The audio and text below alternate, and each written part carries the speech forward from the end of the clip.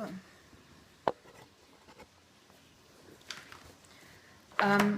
Florida Real Estate Sales Associate Course, Chapter 11, Contracts. Real estate licensees must understand the essential, the pointers, not the whole chapter. This is the pointers. Contracts. By definition, a contract is an agreement between two or more competent parties that create an obligation to do or not to do a particular thing. A contract is not required to be in a certain format, to be on a single piece of paper, or even to be in written form. The agreement can be either written or oral. Oral contracts are also known as parole contracts. Valid oral as well as written contracts can be enforced in court.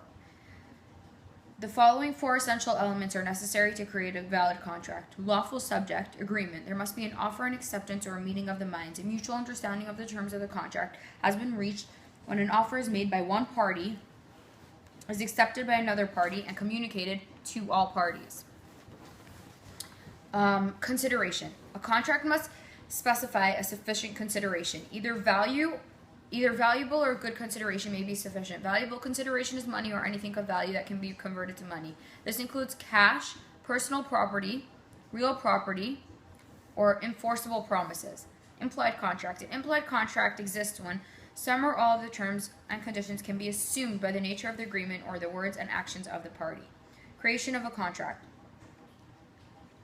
A contract is created when the offer of one party is accepted and acceptance of the offer is communicated to the person who made the offer.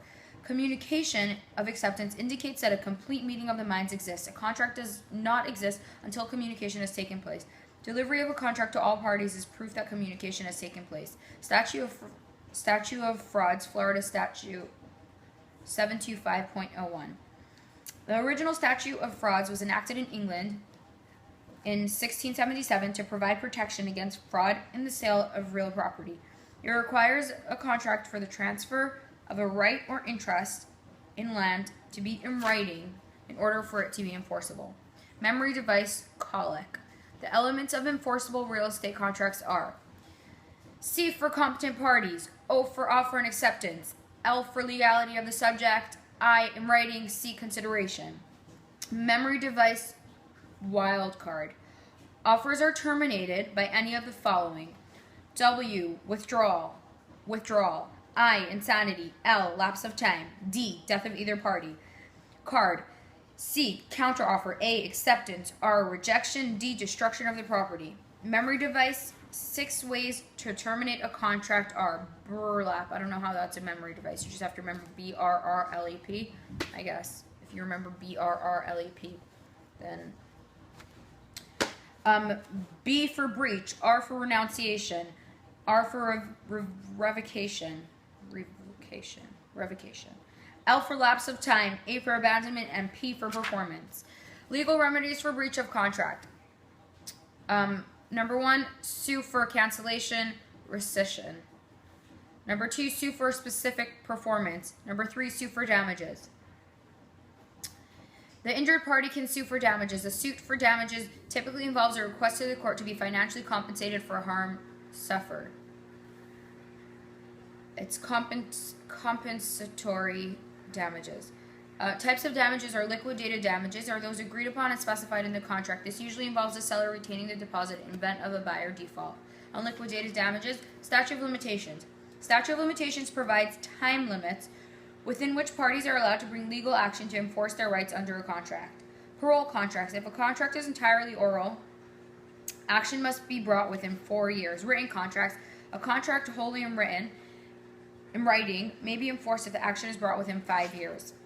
The exclusive right of sale contract gives the broker the best protection of the 3 types of listings.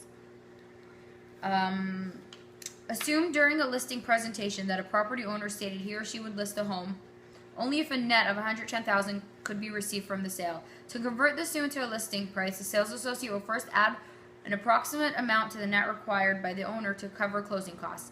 The sum of these two numbers can be divided by 100% minus the commission rate required by the broker.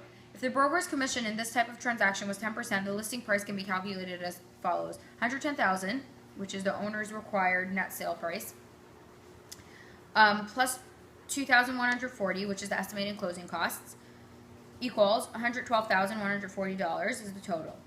100% minus 10% because the 10% is commission rate, equals 90%. So it's $112,140 divided by 0.9, which is 90%, equals the listing price, and the remainder is the commission rate. Calculating a brokerage commission. The brokerage fee is usually divided between the listing and selling brokerage offices on an agreed upon percentage basis. Each brokerage office splits the gross commission received with their licensees according to their independent employment contract. There are two basic ways in which brokerage commission may be established: a single percentage of the sales price or on a sliding scale. The following are examples of how these methods are applied. Single percentage example: a broker charges a commission of 7% of the gross sales price. A sales associate is to receive 60% of the broker's commission on sales of property for $108,500. What is the total commission due, and what is the sales associate's share of the commission? Solution: $108,500 times 0.07, which equals $7,595, which is the brokerage commission.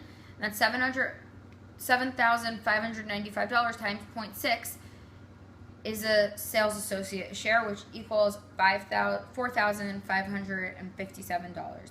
Option contracts. An option contract is a right to buy a property during a specified period of time at a specified price. It is not an obligation to buy a property, as is the case with sales contracts. It is a right that may or may not be exercised. So basically, an option contract is binding to the seller, not to the buyer. The optioner is the only party. What I just said. The optioner is the only party obligated to or not to do something. The optioner is someone who gives the option. As is contract. Sellers of residential property in Florida are required to disclose any material defects. Also, if you're a decent person, you should probably do that. We hold that where the seller of a home knows of facts materially affecting the value of the property which are not readily observable and are not known to the buyer, the seller is under a duty to disclose them to a buyer. Thank you. That's the end of chapter 11.